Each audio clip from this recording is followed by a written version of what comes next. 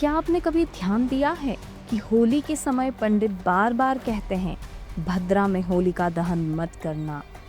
लेकिन क्यों? भद्रा आखिर है कौन और होली से उसका क्या संबंध है?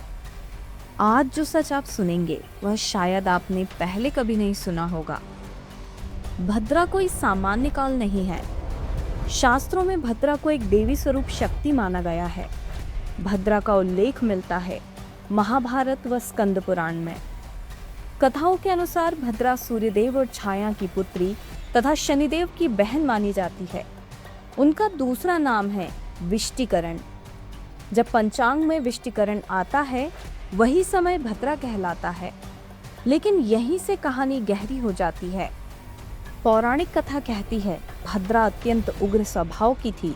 उन्होंने ब्रह्मा जी से वरदान मांगा, जिस समय मैं सक्रिय रहूं उस समय कोई शुभ कार्य सफल ना हो। ब्रह्मा जी ने उन्हें वरदान दिया, तुम विशेष समय में प्रभावी रहोगी और उस समय शुभ कार्य वर्जित माने जाएंगे। इसीलिए विवाह, गृह प्रवेश, नया व्यवसाय, शुभ आरंभ भद्रा में नहीं किए जाते, क्योंकि यह समय है उग्र ऊर्जा का। अब आता है असली रहस्य।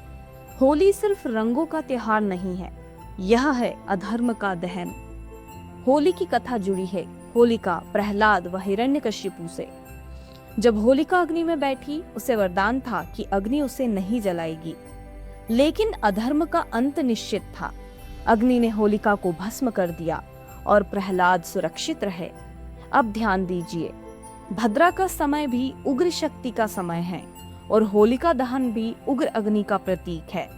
शास्त्र कहते हैं अशुभ शक्ति को समाप्त करने के लिए उसी प्रकार की उग्र ऊर्जा की आवश्यकता होती है। लेकिन दो उग्र शक्तियां एक साथ टकराए तो विनाश बढ़ सकता है।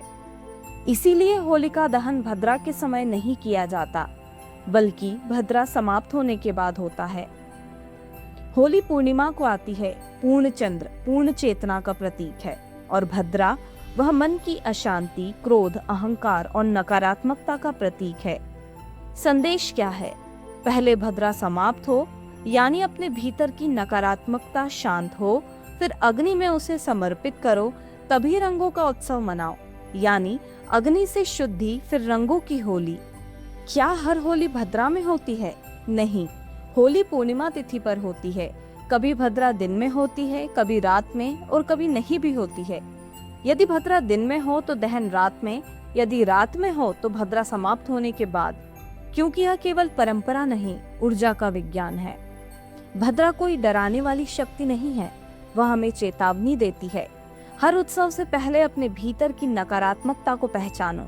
होली सिर्फ रंगों का त्योहार नहीं, यह आत्मा की शुद्धि का उत्सव है। तो अगली बार जब आप होलिका दहन की अग्नि देखें तो याद रखिए, यह सिर्फ परंपरा नहीं है, यह संदेश है। पहले अपनी भद्रा शांत करो, फिर जीवन के रंगों से भर दो।